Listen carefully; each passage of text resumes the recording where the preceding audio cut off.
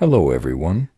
Today I will tell you a story that I have kept inside me for almost half my life.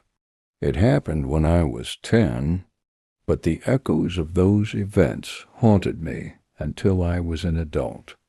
I don't know if you will believe it, but sometimes the truth is scarier than fiction. I grew up in an ordinary family: mom, dad, younger sister Anya, and grandma. We lived in an old apartment on the outskirts of the city. My father often went on business trips. My mother worked a lot, and Grandma was my quiet haven. It was with her that I spent long evenings. When I could not sleep and wait for my mother to return from duty, one day, hiding from boredom, I climbed into her closet, the same one where she kept her old things, including a box wrapped in yellow tape. There were no signatures on the box, but it seemed alien. I opened it and found a stack of letters, tied with red tape, and a diary in a fabric cover.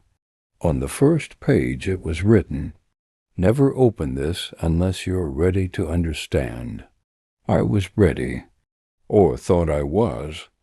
At first I didn't understand what they were talking about. The name in the letters, Irina, meant nothing to me. But then I noticed familiar places, mentions of our apartment. People I knew from photos and old albums. After a few pages I realized Mom had a sister.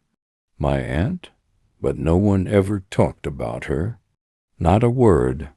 When I showed the box to Grandma, she turned pale, slowly sat down on a chair, and quietly said, "Put it back.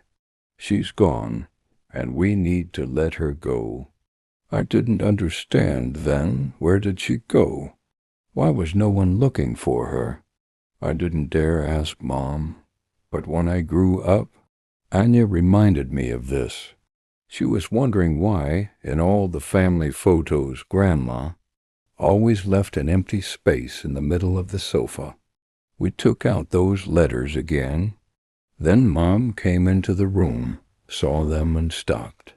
I saw her cry for the first time. She told me that Irina was her younger sister, born from another man. The shame of the family, as my grandmother at the time said. Irina was sent to a monastery at 17. Then no one wrote or called. They simply erased her from life. I was shocked. But that was when I decided I will find Irina. I will find out what happened to her. This became my quiet goal.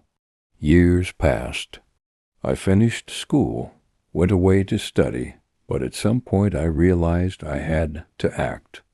I found the address of the monastery where my aunt lived, but when I got there, only walls and ashes remained. A local resident said that the monastery closed back in 2005, and one of the last nuns moved to another city. I contacted the archives. A month later, I received a photo, a woman in a gray cloak walking down the street. There was something familiar in her eyes. I showed the photo to my mother. She recognized her immediately. Her lips were trembling. "It's her." The search continued. I created a fake account on a social network and wrote to a woman under the name Irina Lisovskaya. At first, she didn't respond, but a week later, she responded. We started communicating, reservedly, about books, the weather, about life in different cities. I felt something was pulling us towards each other. 3 weeks later, I wrote to her, "I have a confession for you. We are relatives." She responded a day later. I knew that one day someone would come. She had been living alone all this time, without a family, without confidence in the future. She worked in an orphanage, helping children, those who had been betrayed by their parents, just like her once.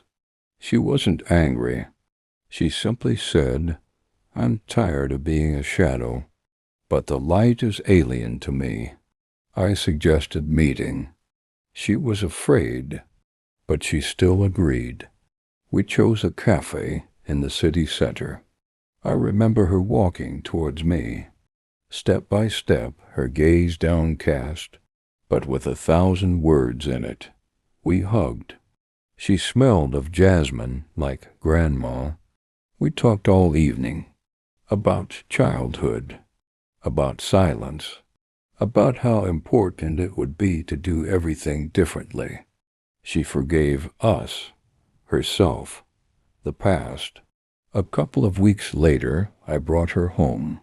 Mom was standing at the threshold, silent, and then she hugged her and said, "Forgive me. Forgive me for being scared then."